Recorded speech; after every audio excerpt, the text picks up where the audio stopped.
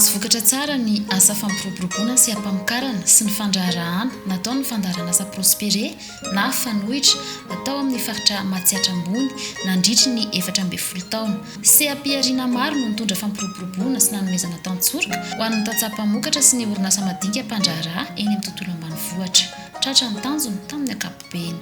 Raha ny paikady sy ny fomba fiasa izay ny masona tato anatin'ny fandaharana asa zany efa voalaza tao le hoe fampivelarana ny seha-piariana tsirairay na ny apôsifera zany be dia be ny zavatra natao hatrany amin'ny pepiniera ny andalo tany amin'ny famokarana isan-karazany ny fanodinany vokatra ny fividianana ny vokatra mbokatiny ny fanotsinjarana azy etsetretsetra zany dia nanana ny toana manandrify azy avy tato anatin'ity tetikasa ity. Eo ihany koa moa satria ny zava-dehibe dia ny fahazahoana an'ilay hoe toe-tsaina andraharaha mba ahafahana mifaninana, ahafahana ihany koa zany misehatra tsy ampiteritery ao anatin'ny fiariana anankiray. Tato anatin'ity programa ity dia tsy miasa irery ny mpiasa ny programa fa nanao an'ilay fiarah-miasa na amin'ny partenaire na amin'ny prestataire na amin'ireo mpiara-miombonatoka ao anatin'ny fanjakana na ivelan'ny fanjakana.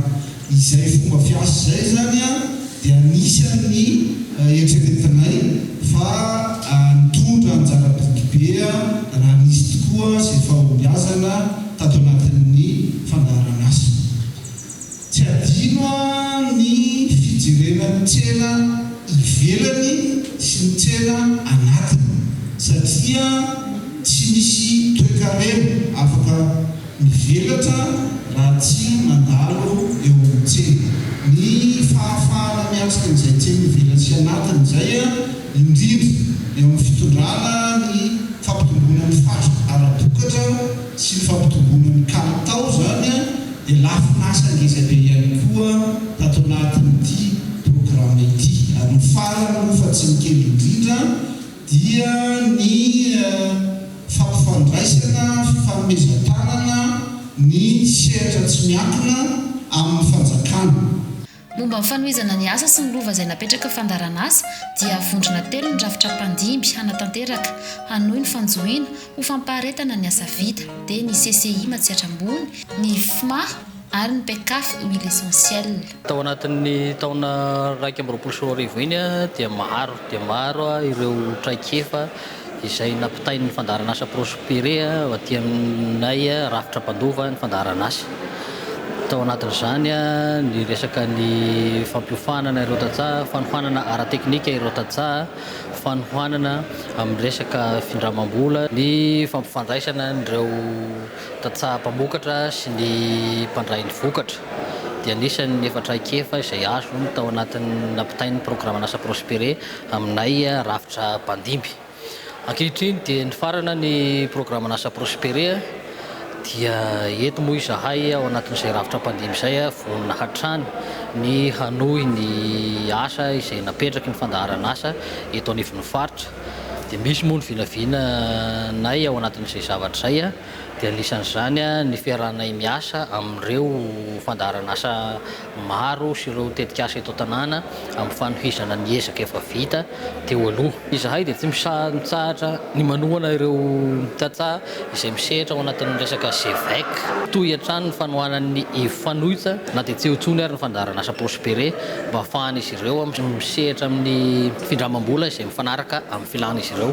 Eo ihany koa ny resaka fampifandraisanay ireo tantsaha sy ny mpampindram-bola majinika mba ahafahana izy ireo mitohy hatrany tsy manana olana amin'ny tetikasa izay sahanina izy ireo.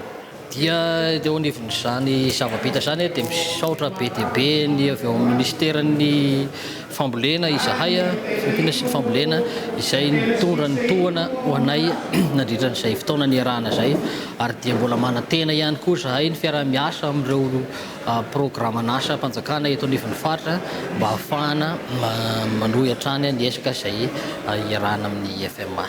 Marina fa seha-piarina nisongadina tany amin'ny faritra Matsatra ambony ny entona menaka, ny ronono, vomanga mavoaty, ny rary, ny asa tanana madinika, ny landy, ny volobe, ny fiompiana trondro ary ny tantely izay isany nomendanja tao amin'ny faritra. Ny eo anivon'ny taleparitry ny fambolena sy ny fiompiana Matsatra ambony kosa dia mbola hanohy sy hanome tantsoro ireo rafitra mpandimby ireo noho izy tompon'antoka amin'ny fanatrarana ny paikady lehibe amin'ny fampiroporoboana sy ampamokarana ho amin'ny vavitantena ara-tsakafo. Matompon'andraikitra voalohany tena eto anivon'ny faritra amin'izay sehatra ny fambolena sy fiompiana izay dia misy ny fampiarana ny politika mpanjakana moa izany. Ny vina dia ny fanatrarana ny fahavitantena ara-tsakafo arak'izany dia misy moa sakafo izay vokatry ny fambolena, misy vokatry ny fiompiana. Ny fandarana sy prospéré izay nisehatra nandritra ny 420 taona teto amin'ny faritra Matsatra ambony dia anisany nitondra hery sy nametraka asa sy fahasoavana ho an'ny mpiarabelonantsika nandritra 420 taona izay ka ny rariana sy ny angaviantsika sy amin'ireo mpahazo tombotsoa dia mba hitombo izay sy ampiariana hitombo ny vola miditra n'ireo tokantrano tsirairay izay niara-ny asa tamin'ny fandaharana asa prospéré izay ao ambany fiahian'ny ministeran'ny fambolena sy ny fiompiana.